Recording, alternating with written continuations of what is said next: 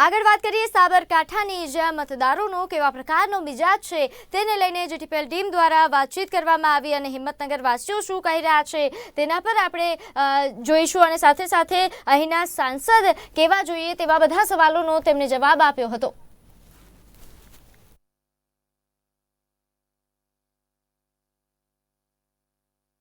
લોકસભાની ચૂંટણીને હવે ગણતરીના દિવસો બાકી છે, ત્યારે અત્યારે અમારી ટીમ આવી પહોંચી છે સાબરકાંઠાના હિંમતનગર શહેરમાં। શું છે હિંમતનગરના મતદારોનું મૂડ, એમની પાસે જાણવાનો પ્રયત્ન કરીશું કે જે પૂર્વ સાંસદ હતા તેમણે કેટલો વિકાસ અહીં કર્યો છે, હજુ વિકાસ કેટલો કરવાનો બાકી છે, અથવા જે નવા સાંસદ ચૂંટાઈને આવશે તેમની પાસેથી શું આશા અને અપેક્ષા આ હિંમતનગર વાસીઓ રાખે છે, એમની સાથે સીધા આપણે વાત કરવાનો પ્રયત્ન કરીશું। શું નામ છે તમારું? ઈશ્વરભાઈ દેસાઈ। ઈશ્વરભાઈ, ખાસ કરીને વાત કરીએ હિંમતનગર શહેરની, તો હિંમતનગર શહેરમાં વિકાસના કામો કેટલા થયા છે? હિંમતનગરના શહેરના વિકાસની દ્રષ્ટિએ જોઈએ તો હું સ્ટાર્ટ કરું, જો સાબરકાંઠાની રીતે જોવા જઈએ તો અમારા જે બ્રિજનું કામ છે ને એ પણ અધૂરું છે।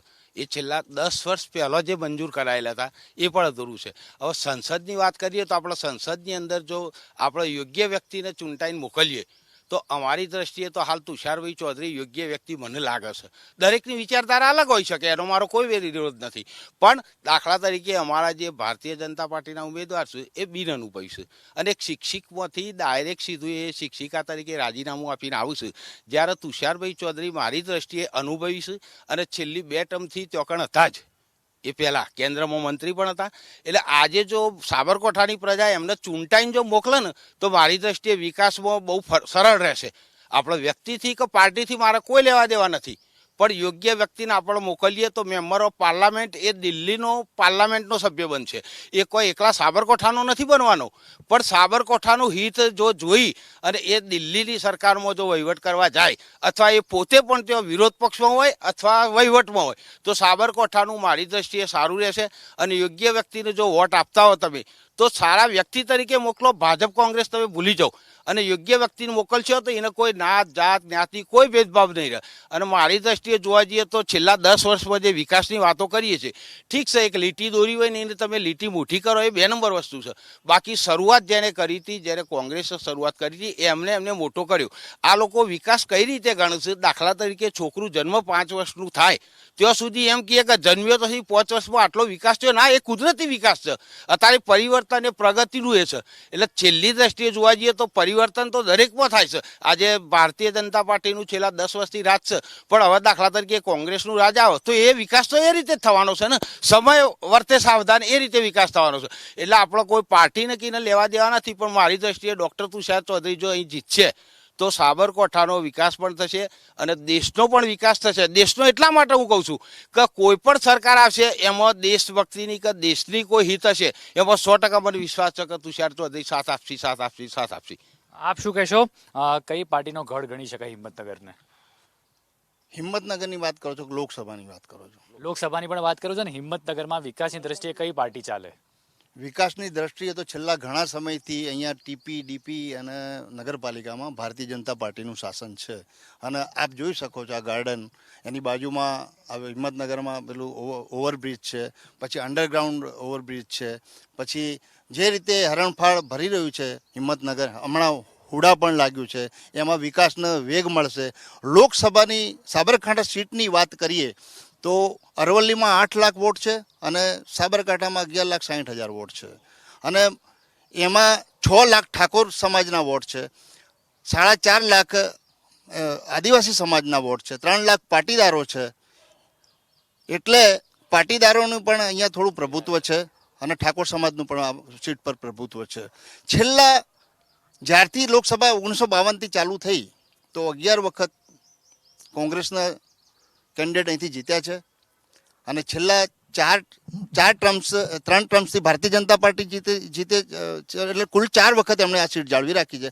પણ જે તે સમયે મોદી અહીંયા મુખ્યમંત્રી હતા અને એમણે જે જનકલ્યાણકારી યોજનાઓ એવી બનાવી, જે પરંપરાગત કોંગ્રેસની જે વોટ બેંક હતી, જે એમની કલ્યાણકારી યોજનાઓને લીધે ધીરે ધીરે એ ડાયલ્યુટ થતી ગઈ ભારતીય જનતા પાર્ટીમાં, જેથી છેલ્લી જે 3 ટર્મ્સથી આ સીટ ભારતીય જનતા પાર્ટીના કબજામાં છે એ સીટ ઉપર ભારતીય જનતા પાર્ટીનો વોટ શેર વધતો ગયો અને હવે તો જોવા જઈએ તો ઉમેદવાર કોઈ જોતું જ નથી. મોદીના ફેસ પર ઇલેક્શન લડાવવાનું છે.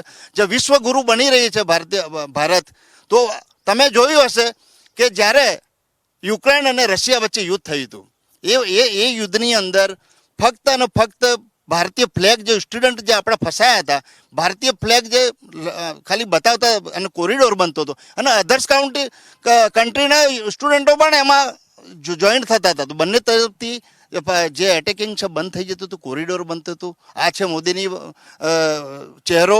અને મોદીજી આજે તમે જો હિંમતનગર શહેરની જે મીટર ગેજ લાઈન હતી બ્રોડ ગેજ થઈ ગઈ અને કનેક્ટિવિટી જે ટ્રેનની કનેક્ટિવિટી છે લગભગ અડધા ભારત સાથે થઈ ગઈ છે. વંદે ભારત ટ્રેન પણ અહીં આપવાની વાત થઈ છે. એટલે અમદાવાદથી રાજસ્થાનને જોડતો હાઈવે એ કોરોના કાળના લીધે થોડો અટક્યો છે, બાકી પ્રોગ્રેસમાં જ છે. હવે પૂર્ણતાની આરે છે. કોરોના કાળના લીધે એ કામ થોડું ડિલે થયું હતું. એટલે અહીંયા મોટી હોસ્પિટલ છે GMRS અને સાબરકાંઠા એક મોટું હબ છે. હિંમતનગર તો આનું આપણે સાબરકાંઠાનું પાટનગર છે. સિરામિક ઉદ્યોગ બી અહીંયા છે. એટલે અહીંયા બીજી મોદીના ફેસ પર જ ઇલેક્શન લડાવવાનું છે અને છેલ્લા 3 ટર્મ્સથી આ સીટ ભારતીય જનતા પાર્ટી જાળવી રાખશે અને આ વખત પણ જાળવી રાખવાની જ છે. તમે શું કહેશો કે હિંમતનગરમાં હજુ પણ કયા વિકાસના કામો બાકી રહી ગયા છે? હિંમતનગરમાં જોવા જઈએ તો ઘણા વર્ષોથી વિકાસ તો ઓલરેડી અમારા સાથી મિત્રએ કીધું એ પ્રમાણે વિકાસ તો ઓલરેડી થયેલો છે. ઘણા પ્રોજેક્ટો જે પાઇપલાઇનમાં છે. આવનારા દિવસમાં ભાઈએ પણ કીધું કે અર્બન ડેવલપમેન્ટ ઓથોરિટી પણ અહીંયા લાગુ કરવામાં આવેલી છે અને કદાચ ગુજરાત ગવર્મેન્ટ પણ આને મ્યુનિસિપલ કોર્પોરેશનનો સમાવેશ કરશે ઇલેક્શન પછી. તો એના પછી જે સીધી ગુજરાત સરકારની જે ગ્રાન્ટ, કેન્દ્ર સરકારની ગ્રાન્ટ મળીને ઘણા પ્રોજેક્ટો છે જે હિંમતનગરમાં અમલ થશે. બાકી તો હાલ તમે જે જગ્યાએ છો ત્યાં વિકાસ દેખાય જ છે તમને. તમારા પૂર્વ સાંસદ હતા દીપસિંહ, એમને આ વખતે ટિકિટ નથી મળી. એમણે કયા વિકાસના કામો કર્યા હતા અને કયા બાકી રહી ગયા છે તમારી દ્રષ્ટિએ? હિંમતનગરની અંદર એક તો રેલવેનું જે કામ હતું એ બ્રોડગેજ રેલવે લાઇન થઈ છે. હિંમતનગર અને સાબરકાંઠા અરવલ્લી એ મેઇન દિલ્હી બોમ્બે કોરિડોર જે છે હાઈવે કોરિડોર એની વચ્ચે આવેલું છે. એટલે એ લાઇન બી 6 લેન રોડ થઈ ગયેલા છે. એમાં બ્રિજના કામ 99% પૂરા થઈ ગયા છે એક બેન બાદ કરતા. એટલે રેલવે લાઇનનું અને રોડનું ઇન્ફ્રાસ્ટ્રક્ચરનું કામ એ સારું એવું થયેલું છે. પ્રાથમિક સુવિધાઓમાં હિંમતનગરમાં સુવિધાઓ કયા પ્રકારની છે? સાહેબ, મારે થોડું 2 શબ્દ તો કહેવા જ છે. કારણ કે હિંમતનગર પૂરતું નથી, આ આખા દેશ પૂરતું છે. દુનિયા આખું જોઈ રહી છે કે દુનિયા ઇન્ડિયા પ્રત્યે શું જોઈ રહી છે. અને એવા અગણિત જે મોદી સાહેબે જે કર્યું છે એ જો હું, કારણ કે હું એક કાર્યકર જ છું, કાર્યકર્તાને બધું યાદ તો ના જ હોય. એટલે આ માટે હું એક લખીને હું લઈને આવ્યો છું. હું જરા આપની સમક્ષ કહેવા માગું છું કે 100 સાલમાં આપણને મળી એક તો નવી સંસદ. સબસે બડી દુનિયાના, હિન્દી બોલ ગુજરાતી બોલ બંને ચાલશે, દુનિયામાં સબસે બડી સ્ટેચ્યુ મોદી સાહેબે કર્યું. તે પછી એક તો તેજ અર્થવ્યવસ્થા, બહુ જ અર્થવ્યવસ્થામાં બી તેજ ગતિ કરી, એ આ મોદી સાહેબે કરી. પછી એક તો બધાથી મોટું આખા ઇન્ડિયામાં દેશ લેવલે સ્ટેડિયમ ક્રિકેટનું મોટામાં મોટું મોદી સાહેબે જ કર્યું. આ ભારતીય જનતા પાર્ટીની ઉપલબ્ધિમાં મોદી સાહેબે સબસે એક તો રેલવે બ્રિજ, જે આખા દુનિયામાં સૌથી ઊંચામાં ઊંચો રેલવે બ્રિજ ભારતીય જનતા પાર્ટીએ જ કર્યું છે. જે આજે 10 વર્ષના શાસનમાં, આગળની શાસન બધા આવી ગયા, પણ આ 10 વર્ષના ઉપલબ્ધિમાં જે મોદી સાહેબે કર્યું છે એમાં એક. પછી એક તો સૌથી લાંબી રેલવે, પછી સૌથી હાઈવેમાં ટનલ જે ઇલેક્ટ્રિફાઈડ જે કરી છે જે એ આ મોદી સરકારે જ કરી છે. પછી મોબાઈલ ફેક્ચરમાં તો નંબર 1 અત્યારે દુનિયામાં આપણા ઇન્ડિયાનું નામ થઈ ગયું છે મોબાઈલ ફેક્ચરમાં. તો આ જે મોદી સરકારની ઉપલબ્ધિ ગણવામાં આવે છે. અને 268 મેડિકલ કોલેજ, જે આજ આટલા વર્ષોમાં નથી, આજ 268 મેડિકલ કોલેજો આપી છે. 11 કરોડ શૌચાલય, જે અનબિલીવ જે નતા સોચી શકતા આજે 11 કરોડ શૌચાલય આપ્યા છે. જે બિચારા જે ગરીબ લોકો, ગરીબ બેન દીકરીઓને જે ખુલ્લામાં જવું પડતું હતું એ આ મોદી સાહેબે કર્યું છે. 7 ITI આપી, 15 એમ્સ આપી, 750 મિલિયન એક્સપોર્ટનું દુનિયામાં આજ ભારતે નામ કાઢ્યું છે એક્સપોર્ટમાં, અને 4700 એક્સપ્રેસ હાઈવે વે. આ જે ઉપલબ્ધિ કરી, આજે જે વિકાસનું કારણ શું? મેઇન વસ્તુ રોડ રસ્તાઓ કરવાથી આજે દેશની પ્રગતિ થઈ છે. એમાં મેઇન અને અત્યારે હાલ જો ધાર્મિક દ્રષ્ટિએ ગણીએ તો ઇન્ડિયામાં અમે 500 વર્ષથી વાટ જોતા હતા. એ આજ રામ મંદિરનું મોદી સાહેબે કર્યું, પછી કોરિડોર કર્યું, પછી એના પછી મહાકાલ, પાવાગઢ. આવા તો અગણિત. આ તો એ તો એક ધાર્મિક રીતે આમાં દરેકની સંમતિથી થયું, એવું નહીં. આ દેશવાસીઓ 125 કરોડ દેશવાસીઓ છે, એ બધાનું એક સપનું હતું કે સારો વિકાસ થાય, અને સારો વિકાસ થઈ રહ્યો છે. અને હજી તો 2047 સુધીનું નવું વિઝન હજી તો આ મોદી સાહેબ જ બેસવાના. અને 2047 સુધીનું જે વિઝન છે એ તો મોદી સાહેબ, એ તો પછી તમે થાકી જશો એટલી પ્રગતિ થશે. જય હિન્દ, જય ભારત. બીજા સાથે વાત કરીશું આપણે. તમે શું કહેશો કે લોકસભાનો સાંસદ છે એ કેવો હોવો જોઈએ? સૌથી પહેલાં વાત કરીએ કે લોકસભાનો સાંસદ શિક્ષિત, અનુભવી, અભ્યાસુ અને સાથે સાથે જેને કહીએ કે એને જિલ્લાની ભૂગોળ ખબર હોય એવા સાંસદને છે ને સૌથી પહેલાં પસંદગી આપવી જોઈએ. સાથે સાથે વાત કરીએ કે ભાઈ ભાજપમાં છે ને, ભાજપમાં પરિવારવાદ નથી, જ્યારે કોંગ્રેસમાં પરિવારવાદ છે. એટલા માટે કહેવું પડે છે કે અત્યારે જે તુષારભાઈ ચૌધરી સાબરકાંઠાની સીટ ઉપર લડી રહ્યા છે, એમના પિતા અમરસિંહ ચૌધરી એ મુખ્યમંત્રી હતા, એમના માતાજી પણ હતા, રાજકારણમાં હતા. એટલે ત્યાં પરિવારવાદ વધારે છે, જ્યારે ભાજપમાં પરિવારવાદ નથી. નંબર 2 કે ભાઈ વિકાસની વાત કરીએ તો ભાજપ સરકારે વિકાસ કર્યો છે એની ના નહીં, પણ હજુ ઘણી બધી ત્રુટીઓ એવી છે કે જે જરૂરિયાતો છે કે જેના માટે છે ને આવનારા સમયમાં ભાજપે વિચારવું પડશે. દાખલા તરીકે વાત કરીએ કે ભાઈ અમારા સાબરકાંઠામાં એવી કોઈ મોટી ઇન્ડસ્ટ્રી જ નથી. હવે પૂર્વ શાસનની વખતે ઘણી વખત અમે રજૂઆત કરી, પણ હજુ સુધી એમના શાસનમાં એ થઈ નથી. બીજી વાત કરીએ કે ભાઈ અહીંયા છે ને સાબરકાંઠા જિલ્લામાં છે ને અત્યારે છે ને નપાણીઓ વિસ્તાર છે, કેટલાક મોટાભાગના વિસ્તારો. તો ત્યાં છે ને કે સરકારે છે ને કંઈક એવી યોજના લાવવી જોઈએ કે જે ખેડૂતલક્ષી હોય. અને સાથે સાથે કહીએ કે ભાઈ અત્યારે જે મોંઘવારી છે એ મોંઘવારી ઓછી થાય અને ખેડૂતો અથવા તો સામાન્ય મતદારને એની જીવન જરૂરિયાતની ચીજ વસ્તુઓ સરળતાથી મળી રહે અને સસ્તા ભાવે મળી રહે, કાં વાજબી ભાવે મળી રહે, એ બાબતે આ સરકારે વિચારવું પડશે. આરોગ્યની વાત કરીએ તો આરોગ્યમાં અત્યારે ઘણી બધી પ્રગતિ થઈ છે, પણ એમાં બી હજુ થોડાક સુધારા જરૂરી છે. બસ આટલું છે. 4 જૂને નવા સાંસદ મળશે સાબરકાંઠાને, કોઈ પણ પાર્ટીના હશે. તમારી આશા અપેક્ષા શું છે? અહીંયા જે બી સાંસદ આવે એ આ જિલ્લાનો વિકાસ કરે. ને જો કે છેલ્લા 10 વર્ષમાં સાબરકાંઠા જિલ્લાનો ઉડીને આખે વર્ગે એવો વિકાસ થયો છે. અહીંયા રેલવે જોઈએ, ડેવલપમેન્ટ જોઈએ, અને શહેર અને ગામડાઓને જોડતા રસ્તાઓ કે પાણી, એ આ બધી જે સુવિધાઓ છેલ્લા 10 વર્ષમાં થઈ છે એ ખરેખર એક તો પ્રશંસાને પાત્ર છે. બીજું કે એની સાથે જે મોદી સાહેબનું જે સૂત્ર છે સૌનો સાથ સૌનો વિકાસ, એ મુજબ અહીંયા સાબરકાંઠા જિલ્લામાં મુસ્લિમ આબાદી બી બહુ છે.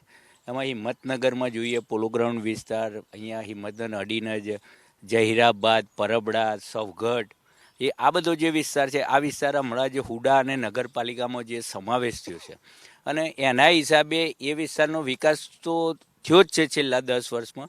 અને એનો હુડામાં જે સમાવેશ થયો એના કારણે એ મુસ્લિમ જે વિસ્તાર છે એનો બી વિકાસ થશે. અત્યારે હાલ તમે અહીંયા મહેતાપુરાથી મહેસાણા જે રોડ બન્યો છે વર્લ્ડ બેંકનો, કે જે એક સેમ્પલ રોડ છે, તો તમે જુઓ એ મુસ્લિમ વિસ્તારમાં થઈને જ નીકળે છે કે મહેતાપુરાથી સવગઢ જહીરાબાદ વિસ્તારમાં થઈ. તો ત્યાં એ રોડ ઉપર જે ડેવલપિંગ થયું છે મુસ્લિમ વિસ્તારનું, એ ખરેખર જબરજસ્ત છે. અને જે સરકારની જે યોજનાઓ છે એ યોજનાઓનો લાભ બી બધાને મળે છે, કે 5 કિલો મફત અનાજ મળે છે, આયુષ્યમાન કાર્ડની યોજના છે, શૌચાલય યોજના છે, ઘરનું ઘર આપવાની યોજના છે, નરસે ઘર, એટલે આ રીતે સાબરકાંઠા જિલ્લાનો વિકાસ થયો છે ને આવનાર જે નવીન સાંસદ જે છે કે જે ચૂંટાય તો એ બાકીના જે અધૂરા કામો છે એ પૂરા કરે એવી મતદારોની અપેક્ષા છે. અને ચોક્કસથી મતદારો સાથે અપેક્ષા છે. હજુ પણ કેટલાક મતદારો છે, આપણી સાથે વાત કરીશું. આપ શું ઈચ્છો છો કે હજુ પણ વિકાસના કામો કેટલા બાકી રહી ગયા છે હિંમતનગરમાં? હિંમતનગર સિટીની વાત કરીએ તો તાલુકામાં આપણે જઈએ તો આ જિલ્લામાં હજી ઉદ્યોગોની આવશ્યકતા છે, જેથી કરીને રોજીરોટી બધા લોકોને મળી રહે, જિલ્લાનો પણ વિકાસ થાય. એ દ્રષ્ટિએ શોભનાબેન બારૈયા ચૂંટાશે તો મતદાર તરીકે એવી આશા રાખીએ કે નવા ઉદ્યોગો આ જિલ્લામાં આવે. ચોક્કસથી રોજગારીને પણ પ્રશ્ન કરીશું. રોજગારીની શું હાલત છે અહીંયા સાબરકાંઠા જિલ્લામાં, અને નવા સાંસદ આવશે તો રોજગારીની તકો કેટલી ઊભી થશે, તમને કંઈ લાગે છે એવું? સાંસદ સભ્ય જો કોંગ્રેસના ચૂંટાશે તો રોજગારી લાવશે, અને ભારતીય જનતા પાર્ટીના સાંસદ ચૂંટાશે તો રોજગારી નહીં આવે અહીંયા. કારણ એ કે અહીંયા ભારતીય જનતા પાર્ટી લડતી જ નથી, ભારતીય જનતા પાર્ટીનું નામ નથી અહીંયા. માત્ર પૂર્વ કોંગ્રેસી અહીંયા આવ્યા છે ભાજપમાંથી અને એ લડે છે, બરાબર. ભાજપવાળાને તો માત્ર ખુરશીઓ સાફ કરવાની, કઈ જગ્યા ઉપર મિટિંગ કરવાની, એની મિટિંગનું સ્થળ નક્કી કરવાનું, એ જવાબદારી એમના પાસે છે. અને ચોક આ ભારતીય જનતા પાર્ટીવાળા અહીંયા ચૂંટાઈ જશે તો તાલુકા પંચાયત, જિલ્લા પંચાયત અને નગરપાલિકામાં પૂર્વ કોંગ્રેસી હશે. ભાઈએ હમણાં વાત કરી, સ્ટેડિયમની વાત કરી, તે વાત કે એમાં સરદાર પટેલ સાહેબનું નામ ભૂસી દીધું, બરાબર. અને વાત કરતા હોય કે નેશનલ હાઈવે નંબર 8ની એ પણ તુષારભાઈ ચૌધરી લાવ્યા હતા. વાત કરી રેલવેની, રેલવે મધુસૂદન મિસ્ત્રી સાહેબે મંજૂર કરાવી હતી. બીજા નેશનલ હાઈવે નંબરની વાત કરો છો તમે, નેશનલ હાઈવે નંબર 8ની એ કોંગ્રેસના રાજમાં મંજૂર થયા હતા.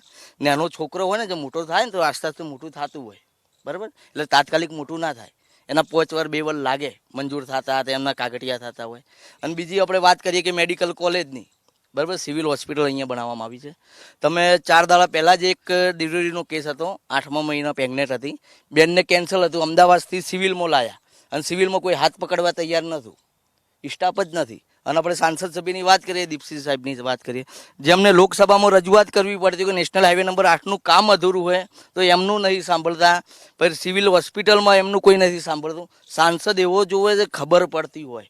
અને તુષારભાઈ ચૌધરી જેમને 10 વર્ષ સાંસદ સભ્યનો અનુભવ છે, 5 વર્ષ મિનિસ્ટરનો અનુભવ છે, સરકારનો અનુભવ છે, એમને કોઈ જગ્યાએ પૂછવા નહીં જવાનું કે આ વિભાગ કઈ જગ્યા, આ મંત્રીનું નિવાસસ્થાન કઈ જગ્યાએ આવ્યું. અમે જો 5 વર્ષ બીજા કોકને આપશો ને તો 5 વર્ષ ખાલી દિલ્હીની ગળીઓ ફરતા હશે. એટલે જનતાને, સાબરકાંઠાની જનતાને એટલી વિનંતી કે મોદી સાહેબ ના જોતા, મોદી સાહેબ અહીંયા નહીં આવે, 5 વર્ષે એક જ ફેરી આવશે, એક ફેરી આવીને બી અડધો કલાક આવીને જતા રહેશે. પછી આપણે સાંસદને ગોતવા પડશે કઈ જગ્યા મળશે. એટલે સાંસદ સભ્ય એવો લાવજો કે જે કામ કરે, જેમને ખબર પડે કે આ નિવાસસ્થાન કઈ જગ્યા આવ્યું, એવો સાંસદ જોવે.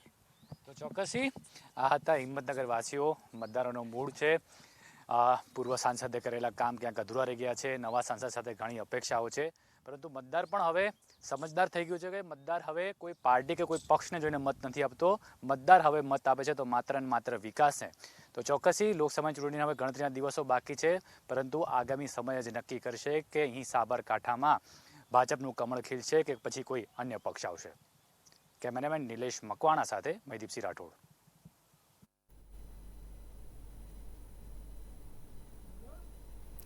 તો આ હતા સાબરકાંઠાના હિંમતનગર વાસીઓ કે જેમણે ખાસ ચૂંટણીને લઈને તેમના શું વિચારો છે, કેવા પ્રકારના નેતા, કેવા સાંસદ તેમને જોઈએ છે, તેમના વિચારો રજૂ કર્યા. સમાચારોમાં હાલ બસ આટલું જ. વધુ સમાચારો માટે આપ જોતા રહો નિર્માણ ન્યૂઝ. નમસ્કાર.